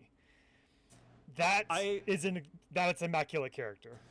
That to me is all story. Okay, but okay, hold up. So then what the character I'm proposing is he comes from a abusive background of protection that is resembled in his protection of the kids, and it still becomes a pillar of hope. It still results as a notable pillar of hope at the end of his arc. That is his character. That is his character in a nutshell. Without saying what all the other stuff was, because you're waving that off, that is his character. Let's look at the rubric. Is Rengoku often or always understandable, consistent, reasonable, adequately static dynamic, and relatable? That's really what we're saying, right? Like, we use the rubric. Mm-hmm. And so, like, the whole background that was given for Rengoku was his story. I wasn't asking about this I wasn't asking about his background. I was asking, where does he fit on this rubric? That was my question. My whole point is essentially that with his background, he doesn't really have a chance to really do much as like a character in terms of like where we see him being reasonably adequately static dynamic, because we see him in that essentially one scenario. That's fair. Wait, that's not fair. He's adequately static in that point. He's reached his pinnacle. But that kind of places him as a side character. Sure. Well, he is a side character. Yeah, and that's and a good one. Basically, Go ahead, Sky. No, you. Basically, to me, where it's like the story is really, really good, and that's why we gave it a 5, and that's why I had no real argument with that. But with characters, it seems like a lot of it is, like, again, focused on essentially Tanjiro and essentially Nezuko, not really. And so then it would go to Inosuke and Zenitsu. And so those 4 characters are really the only ones that come to mind as the characters that we can really dig into and rate on a character format at this time. Because everyone else, we don't really have enough with them to be like, okay, were they reasonably adequately static dynamic? Well, yeah, because they're side characters and they're fulfilling their role that they were given with their backstory really well. I would agree if we didn't do that in every other episode of our podcast, where we talked about the side characters.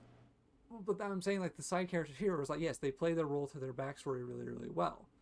But there really isn't that many side characters. Like, the only side characters that we've really had enough time to really interact with so far has been Rengoku and I'm blanking on the name again. Yeah, that's the Sand Hashira. Yep. Well, then you also have the Butterfly Hashira, Konoe. We've only had a couple of interactions with her. Yeah. And they've only been interactions of, like, brief conversations, and then she's not in the picture. Yeah, true. Fair. That's true. So Skyler, if you were gonna propose a score for the characters, where would you put it? Let's start there. Unfortunately, because of Zenitsu is one of the 4 main characters, I would go anywhere from a 4 to a 4.5. And I would aim more towards the 4.5 area. Now we're talking English. All right. Because it sounded to me like you were trying to argue around the 3 to 3.5 range. No. All right. That gives me better context. Thank you. All right. I'm glad we went there. And Skyler, I want you to know, I'm actually on the same page with you. Like, I've heard what you're saying. I see where you're coming from. I do have a soft spot in particular for a lot of these characters. And I do think they're really, really, really good. Exceptional, most of them. But because of Zenitsu being one of the main characters, because we don't have... I could easily see myself going 4.5, maybe a 4, but I would lean to the 4.5. I think that's what you said too, right? I am a 5 falling down to a 4.5. I think I'm very comfortably rest at 4.5 because of Zenitsu. I hate black holes. I hate when a thing is so inconsistent from the rest of the storyline or the rest of their bar that it falls down. So because for me, I am particularly, like Brett was kind of saying, I'm particularly interested in a lot of these characters, and I love learning anything more about them ever. I think there's a lot there, and I think there's a lot of juice to get into these characters, which is why I think they are exceptional. And I guess presented so. Yeah.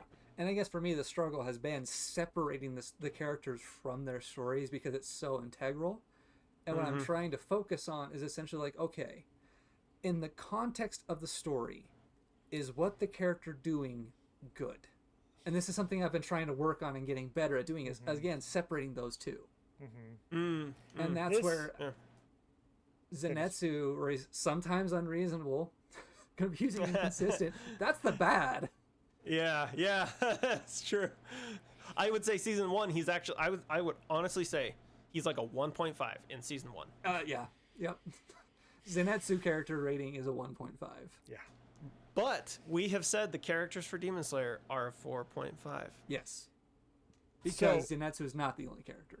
Yes. So I want to just point out something, not really adding to the discussion, about how strange it is how we have more details to talk about the character portion of this over the story portion of this is when we're having confusion and incongruity and talking between them, because we almost didn't talk about almost any specifics in the story, but just like a general goodness, whereas we're having confusion about the lines of story and character here. I think very similar to art and story. Like, okay, for me, like, I'm not gonna lie, I was rehearsing this episode of the podcast in my head earlier today, and I was like, I think we're gonna give art a 5. I think we're gonna give story a 5. I think we're gonna give characters a 4.5, and I think we're gonna give delivery, I'll tell you later. But I was like, I envisioned this happening in my head, and I was like, I was like getting ready. I was like putting on my gloves. I was like, if anyone tries to say art or story is not a 5, like, we're gonna throw down. You know what I mean? So, anyway, I think maybe because we knew, and characters is where we actually had some things to riff on. You know? Yeah. Interesting. I guess that's another thing where it's like, relationships, there really isn't many. There's the sibling relationship, but then that's a good point, actually. I'm gonna pause and say that actually I think there are more relationships in the show. I think particularly the relationship that is one of the most interesting to me is Muzan with the rest of the demons. His relationship with the demons is super interesting to me. Like, it's very shrouded, it's deep, it's complex, and it's like, that relationship is very interesting. And any time we get to see him interact with demons on a relationship level is like, that's like juicy stuff. Especially since there's some explanation, maybe it's already been given or maybe he will give, as to why he keeps the demons, or like why he forces demons not to team up. Because that's... The Doctor alluded to it in season 1, but there's more to the story we haven't gotten yet. I think it's going to be tasty stuff. The way the anime has portrayed it, and even then, I think I can say this without like spoiling anything, just with the way that the characters interact and behave, is that Muzan's relationship with the demons reminds me of a drug addiction. Yeah. Where it's something that they crave, and if cut off, it's the end of the world for them. Literally. Yeah. So Okay. Yeah. Let's go to delivery. Delivery includes translation, voice acting, sub and dubbed, script, and edit. Braden. Our terrible anime in this category is where the delivery is frequently cheesy, unbalanced, inappropriate, incoherent, and bland. Where our exceptional anime are one where the delivery is always believable, balanced, genuine, understandable, elevating, and enriching. Yeah. So, this would be the point where I think that the whole, like, oh, feel bad for the demons or their backstory is maybe hits that dock. Like part of the cut thing you're saying? Like the the edit? edit, Part of edit the and the edit? script, Okay. and like where it's placed. Because again, Yeah. if it was placed somewhere else, like before the final showdown, then it would be like, okay, this is better. But where it was placed just has the oh, I want you to feel bad for me, even though I've killed literally thousands of people. It's like, no. Yeah, I can see that, and I actually feel the same way. On another point, we talked about this earlier. I think the voice acting in the show was phenomenal. Like, specifically, key characters, right? Inosuke, Tanjiro, Muzan, even Rengoku. I think their voice acting was legitimately elevating for the experience of the show, taking it kind of up that level. Tanjiro especially had so much emotional work to do in this show and did it so well. Yes. To me, it's above what I would consider on par with an average anime, for sure. Did anyone see the dub? I watched the dub. In one of my 7 watchings, I have seen the dub. And How was man, they did my boy Inosuke dirty. Like it's actually notably good. In fact, I think Zenitsu's character is better represented by his dub than his sub, honestly. But man alive, if Inosuke's voice actor doesn't sound like a early 2000s Digimon, I just not a fan of how that one pulls off at all. Oh no. Well, fortunately, there's no docs for a bad dub. Yep. I know. However, there was some weird translation things that even I noticed. There were a couple small ones I noticed as well. So yeah, you brought up one earlier about the which one was it that you brought up?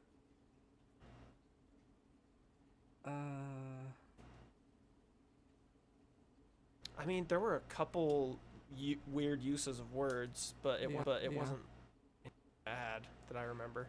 Like one of them was like a double, like there was a double negative, and it caused me to hitch while reading it, and I was like, what's he say? Yeah. But nothing. Okay. Some inconsistencies. Yeah. So there was the one that you brought out in season 1, like he was saying flamboyant, but then in season 3, it was consistently flashy. Interesting. Flashy. It's so good. I love that part for him. So we kind of actually move forward a little bit too fast. Actually, I have a contrasting note to voice acting. Yeah. I think they do better than on par in that they do fulfill their characters well. Although I don't, especially since I've seen it a number of times, the range of emotion I felt was not as broad as I've noted for some others in this category. Where I feel like I have overlap in emotion between Tanjiro's concern or his excited or his like trying to like shout across a room, all kind of almost sound the same to me. Oh, interesting. I thought he was very dynamic and expressive in different ways. That's very interesting. I'm gonna toss. I think they gave him opportunity to do more. I think that the notes just hit softer than I like in other animes that I've seen. Especially a lot of romance animes, or even Kaguya-sama. They have more variety and variability and expression, I think, fulfilled in that voice acting than maybe was allowed here. But that's not what I'm saying. What I'm saying is they had a lot of allowance given, and it just felt like a softer lines between his range. Interesting. I would agree with that. I will agree to disagree. I actually felt he had a very strong vocal performance in this show. Which, like, I think we're about talking the same range. I'm talking about 4s. Is what I'm talking about here. Just to throw out a number. Yeah. I would personally push this to a 4.5, but that's more me. I am comfortable with a 4 personally. Talk, Skyler. Yeah. So kind of like you said with the Tanjiro thing, where it's like there were moments where he did really do well on some of those emotional lines, but there were more times where, kind of like Brandon was saying, where he would be, where it was almost like he was supposed to be in one tone, but it was more just volume changes that he was doing, rather than like intonation or like vocal performance changes. But there were certainly times where he did, and he did deliver on those well. Which sits in our often, which is why I'm kind of comfortable talking about 4s here. And then just the other things that we brought up. Yeah. Okay. I am happy to agree to disagree. If it were me, I'd go a little higher, but I'm good with a 4. Like, I think a 4 is a reasonable score. So let's do a 4. I think so too. I don't even want to note, for me it's a 4 reaching up, not a 3.5 reaching, or like a 4 reaching down or something. There's some strong notes, but I think it hits pretty on par with an often. Yep. on its strengths. Cool. Yeah, that's fair. That's fair. Okay. All right. We've done it. We have given Demon Slayer a score of Art 5, Story 5, Characters 4.5, Delivery 4 for a total of 9.25. Skyler, we're gonna switch up the script a little bit because Skyler, where does that put us? So it puts it in second place. It really does. A place further than the universe beats it out at 9.75. Jeez. But it beats out both Spy Family and Steins Gate. Whoa! By how much does it beat Steins Gate? 0.25. To both of them, they tied at 9, but this is a 9.25. I'm honestly very happy with Demon Slayer being our second highest rated technical show ever. Definitely. Definitely so. It deserves it. Hand and foot does it deserve it. I wish it could have been higher. I wish characters could have been a 5, man. I wish we could have given characters a 5. Zenitsu exists though. And it's Zenitsu exists, and it's not a character story. That's not where its focus is. So there's not enough time to really have the characters do stuff to me. Yeah, I mean, I will agree with that. That it is. I would say that it is a character led story, but it is not a character first story. Whereas things like A Place Further Than the Universe, the whole thing is a character first story. So yeah, I agree with that. I agree that the characters were incredibly strong. 4.5, totally. All right. Okay.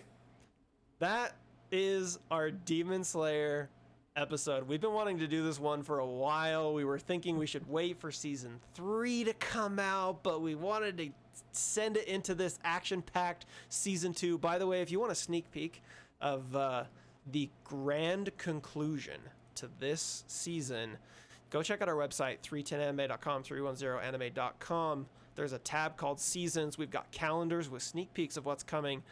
The grand finale for season 2 is going to be an absolute banger, so definitely check that out. Speaking of other shows, what do you guys think our viewers should watch if they liked Demon Slayer? I've got one. Skyler. Fullmetal Alchemist.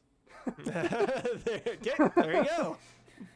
No, so it was brought up actually earlier in the technical discussion, but it has a very, very solid story. And yeah, if you enjoyed Demon Slayer, go watch Fullmetal Alchemist Brotherhood. Brotherhood specifically. Braden, what do you got? I'm gonna go pretty stinking on discussion for us. I'm gonna shoot out To Your Eternity. Oh yes. Of things that just kind of take you places you don't expect to go, and also exhibits a very terrifying opponent. To Your Eternity is one that we've very recommend from a lot of directions. It's got ourselves emotionally invested into it. So we've already shouted it out once. We're gonna probably shout it out some more times, but I'm gonna throw that in here. And season 2 of To Your Eternity is coming out really close to this podcast. If you're listening now, season 2 is coming out. Go watch season 1. Get ready for season 2. I'll give a recommendation. And actually, the recommendation I'm going to give is one we've done a podcast on. It is a show that I called, quote, a darker, more brooding, worse Demon Slayer. Jujutsu Kaisen. Yes. I second that. I second that recommendation. Jujutsu Kaisen fight animation is crazy good. Crazy good. The art style, unique, interesting. I don't personally like the mood and tone and the other stuff as much, but definitely check out Jujutsu Kaisen. It's a tasty one. Yep. Skyler. That was one I was planning on recommending. So I have one on hand if you want to search for a second, Skyler. go for it. It's a movie that I know you buggers have not seen yet because we got to rope it together, but Sword of I the know. Stranger. Sword of the Stranger is what I recommend for era vibes, for incredible artistic and swordplay. Even the mysticism is, actually I'll say this, is much lighter Stranger than the demon stories tales we get in here in Demon Slayer. But it has a unique samurai and small boy and his dog setup that is immaculate in its presentation. Go watch Sword of the Stranger, especially if you like this show, 100%. Okay. I've got one. So All right, Skylar. if you like the cool fight sequences, God of High School. I was going to say that. Hey, So- reverse sneak. So meh story, but the fight scenes are cool. Oh, yeah. Just go into it wanting to have a fun time watching some amazing fight animation. Oh, yeah. You know, Skylar, you actually just reminded me. I was going to recommend Fire Force because Braden brought it up. Fire Force is great because here's the thing. Fire Force, sound design, crazy good. Fight animation in season 1, super good. There's a lot of things you can parallel between Demon Slayer and Fire Force. Fire Force, art style, super unique. Very unique art style, really cool. So I am going to recommend Fire Force, but I'm going to take a second to also recommend a different show if you want some amazing fight animation. The subtitles are horrible. You're not really going to know what's going on. The story is kind of non-existent. It's actually a Chinese animated short series on YouTube with phenomenal fight animation. Fog Hill of the Five Elements is what it's called. Go watch Fog Hill of the Five Elements. Crazy fight animation. Super good. And very unique art style. Really interesting. But just know you're only watching it for that piece. But Fog Hill of the Five Elements.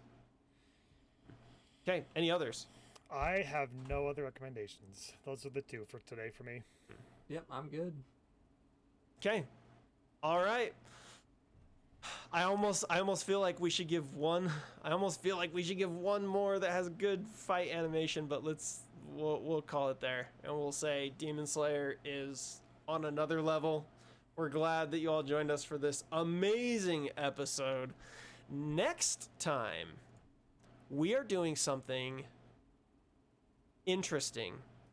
We are doing another show whose art is legendary on this podcast. You have heard us talk about Violet Evergarden in almost every episode of this podcast.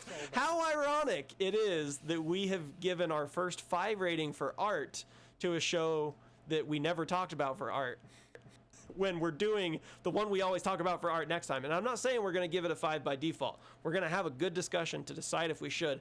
But Violet Evergarden is next. It's available on Netflix. There are some after movies and special episodes and things, but we're just going to do the series, just the OG series. We might do a special episode on the movie later because it is part of the canon and some of the story threads, but Violet Evergarden is next week. And I want to tell us, I have no idea what that discussion is going to be like. I haven't seen it yet. I still have Skyler has either, all right? this, whatever many days until we record again to get that on. So this is going to be a completely surprise about what's going to happen to me. Yeah, neither Skyler or Braden have seen it. They've just taken my word for it that it's like an artistic masterpiece. So we will find out if they agree with me next week on 310 Anime. Reminder to check us out, social media, and our website, 310anime.com. Thanks again for joining us for this week's episode. We will catch you next time, and until then, Shane. Good night, everybody.